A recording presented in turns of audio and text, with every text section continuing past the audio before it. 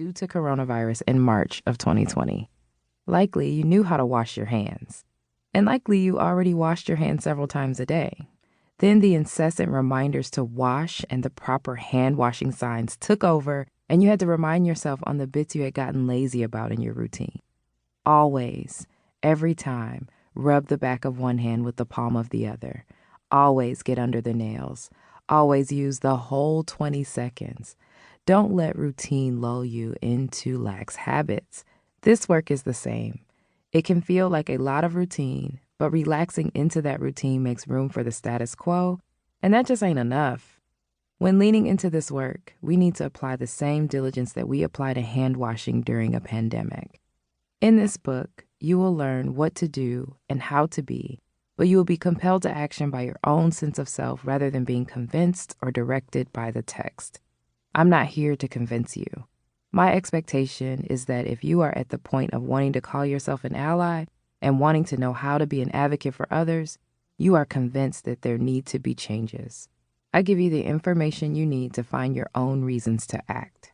I want you to discover in this book the reasons why you cannot sideline this work and why you absolutely have to show up. I want you to discover why you are called to be an ally for others in your own words.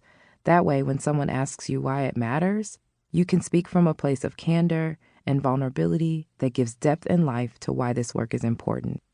Certainly, you can memorize stats and know the data. I consume copious amounts of data and statistics so I can do my job well. It is for that reason that I can tell you that data doesn't move things forward. Stories do.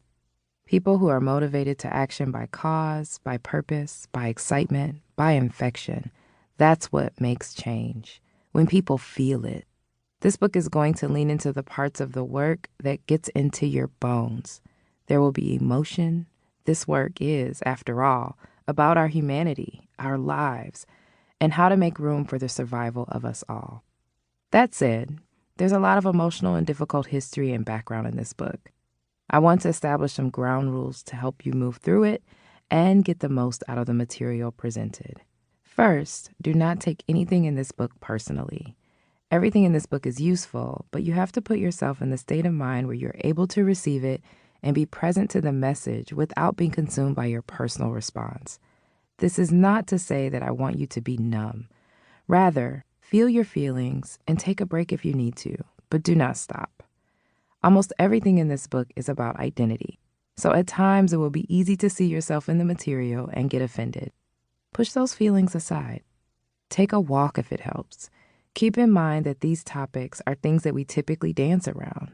It makes sense to feel some discomfort when exploring the racism, police brutality, and social injustices that are being covered openly in the news right now. Even though discussing these things may feel strange and awkward, we all know that times are changing. Let's meet the moment with bravery. Second, on bravery.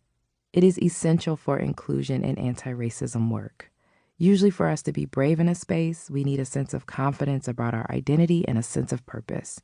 Right now, you might feel very brave in a number of ways, but not necessarily as it relates to being an ally and an advocate for others.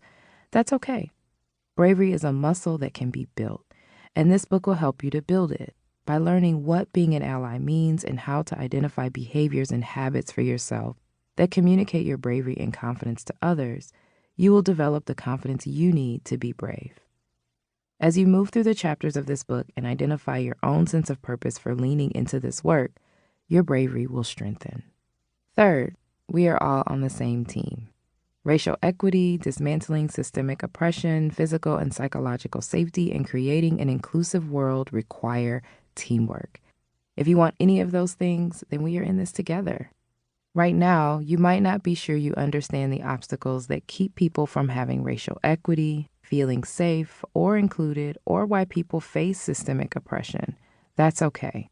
We will cover those topics. If you want those things for yourself and everyone else, consider us teammates, even when I share something that doesn't feel so good to read.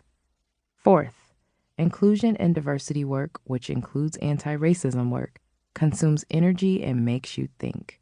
Throughout this book, there are places for you to reflect on your own thoughts and ideas about the content. I ask questions for you to consider and ask that you think about how the information connects to your own experience.